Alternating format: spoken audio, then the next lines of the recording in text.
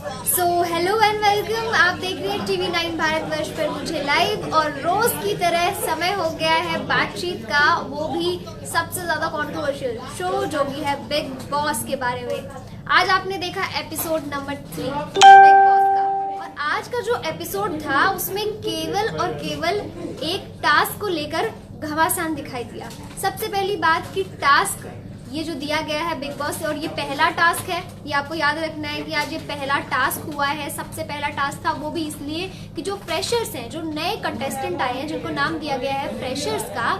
अब वो इम्यून हो सकते हैं, मतलब कि वो टू बी कंफर्म्ड वाली लिस्ट में कंफर्मेशन की ओर जा सकते हैं। और ये कैसे होगा? ये होगा आपके जो 3 जजेस हैं, सिद्धार्थ शुक्ला, गौहर खान और हिना खान, ये तीनों जजेस को अगर आप इम्प्रेस कर लेते हैं तभी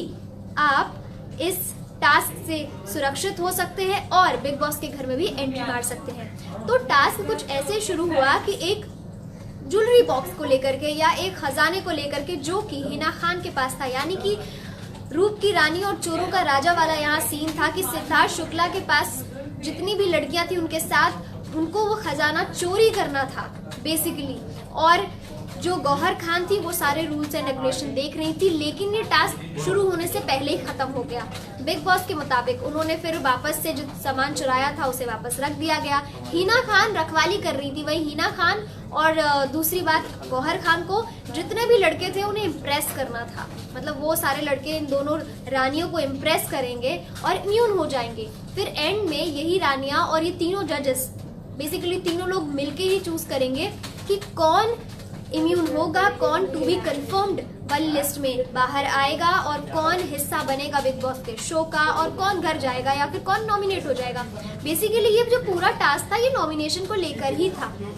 क्योंकि ये पहला टास्क था तो लोग थोड़े से हफरा तफरी में थोड़े इधर उधर भाग गए और उन्हें शायद कॉन्सेप्ट ही समझ नहीं आया। लेकिन कहीं ना कहीं यहाँ पर जो सबसे अच्छी भूमिका निभाई, अब क्योंकि शो जैसे जैसे आगे बढ़ रहा है वैसे वैसे कंटेस्टेंट जो भी है उनकी असली चेहरे बाहर आए हैं, खुलकर खेलने लगे हैं। जैसे कि लास्ट में गौहर खान और सिद्धार्थ का तो क्लैश चल ही रहा था पहले से, क्योंकि गौहर की माने तो Siddharth rules and regulations follow नहीं करते हैं। अगर टास्क की बात आ जाती है तो हुक और बैक ग्रुप उन्हें जीतना ही जीतना है, मतलब पूरा अपना जितना भी एफर्ट होता है वो पूरा टास्क पे देते हैं और ये भूल जाते हैं कि क्या सही है और क्या गलत। उनके लिए बस जीतना ही जीतना है टास्क का मतलब। वही गौहर खान का मतलब है कि गौहर खान का कहना था उस टास्क में कि आपको सभी रूल्स एंड रेगुलेशंस फॉलो करने हैं और उन्हीं को फॉलो करके ही आप इस टास्क को जीतेंगे। और ये फैसला भी गौहर खान ले सकती थी, लेकिन वहां पर जितने भी गौहर खान की, चाहे वो शहजाद देओल हो या फिर जान कुमार शानू, निशांत मलकानी, ये सब लोगों को मिलकर के क्वींस को इम्प्रेस करना था, जिसमें कुमार जो जान कुमार शानू है वो बिल्कुल अपना 100% दे रहे थे। मतलब जो क्लास का एक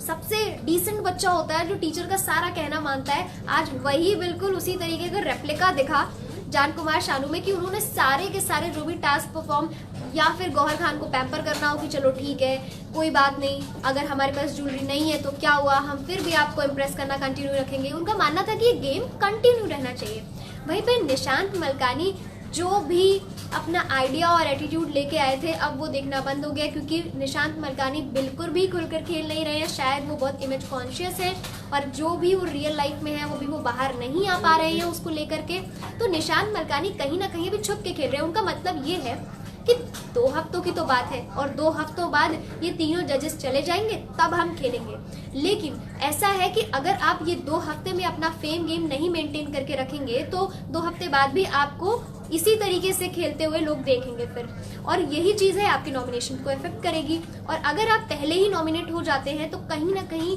जितने भी कंटेंटर्स हैं आपके, जितने भी कंटेस्टेंट हैं आपके, कॉम्पिटिटर्स हैं, उन सबके बीच में एक छवि बन जाएगी कि ये इस पूरे गेम में सबसे फिसड्डी खिलाड़ी हैं, और इनकी बातों पर या इनके स्टैंड लेने का तरीका या इनकी बातें या कुछ भी फिर मायने नहीं रखेगा, क्योंकि आप लगातार नॉमिनेट हो रहे हो, आप कैमरे में नहीं दिख रहे हो, आप कोई एक्टिविटीज नहीं कर रहे हो, बस आप बैठ कर ये वेट कर रहे हो कि कब ये तीनों लोग इस घर से गायब हो और फिर हम इस घर पर राज करें। तो ऐसा तो पॉसिबल फिलहाल नहीं हो पाएगा, क्योंकि आपको स्टार्टिंग से ही हर एक गेम में पार्टिसिपेट करना पड़ेगा। बिग बॉस के हर एक टास्क में आपको उतनी ही शिद्दत दिखानी पड़ेगी जितना आप 2 हफ्ते बाद दिखाएंगे। वहीं अब ये जैसे जैसे स्टार्ट हो रहा है गेम, वैसे वैसे लोगों के चेहरे सामने आ रहे हैं, असली रंग सामने आ रहा है। और इस पे बात करेंगे एजाज खान की, क्योंकि एजाज खान पहले से वो एटीट्यूड लेके आए थे कि इस घर में तो मैं शेर हूँ, और उनके एटीट्यूड से ये भी लगे कहीं ना कहीं पारस छाबड़ा वाली छवि आ रही थी कि पिछली बार पारस छाबड़ा आए, लेकिन उन्होंने पूरा गेम लड़कियों के पीछे खेला, उन्हीं के दम पर खेला, और कभी भी वो खुलकर सामने नहीं आए, ना अपनी बात रखे थे, हमेशा माहिरा के थ्रू या फिर शहनाज के थ्रू अपनी बातें रखते थे। सेम चीज जो फर्स्ट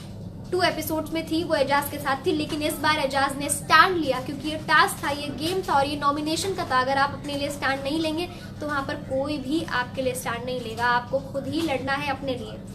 तो पूरा गेम जो था, अभी भी ये टास्क खत्म नहीं हुआ है। हालांकि अब प्लानिंग और प्लॉटिंग चल रही है कि हमारे पास जितनी भी ज्वेलरी है हम वापस कर देते हैं, और जिसके पास ज्यादा ज्वेलरी है उससे हम कहीं ना कहीं कॉम्प्रोमाइज कर लेते हैं और 1-2 कंटेस्टेंट को चूज कर लेते हैं,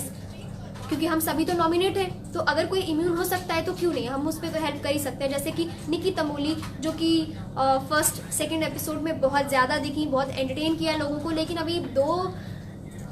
2-3 बार से कुछ ऐसा हो रहा है कि उनकी जो इमेज है वो सामने नहीं आ पा रही, वो बबलिश सा उनका अंदाज है, लोग वाकई में मिस करने लगे हैं। तो निकी तमोली को भी खुलकर खेलना चाहिए, क्योंकि अब टाइम है खेलने का। फर्स्ट और सेकंड एपिसोड में तो केवल आप इम्प्रेशन जमा पाते हो, और इम्प्रेशन को कायम रखना आपके आगे तक जितने भी एपिसोड्स हैं ये आपकी जिम्मेदारी है। और इसके बाद एजाज खान ने गौहर खान का सपोर्ट करते हुए, क्योंकि वो बॉडीगार्ड थे और उनको रानी का और खजाने का दोनों का ध्यान रखना था, तो उन्होंने वहां पर एजाज खान ने स्टैंड लिया अपनी बात को, सिद्धार्थ से उनके क्लैश देखने को मिले। अब प्लानिंग और प्लॉटिंग क्या चल रही है, एंड में कौन इम्यून होगा, कौन नॉमिनेट होगा, दोनों रानिया और सिद्धार्थ शुक्ला क्या वाकई में एंड में डिसीजन लेते हैं, ये तो आपका पूरा एपिसोड देखने के बाद ही पता चलेगा। तो फिलहाल के लिए इतना ही, बाकी की तमाम बड़ी खबरों के लिए बने रहिए हमारे साथ और देखते रहिए TV9 भारतवर्ष।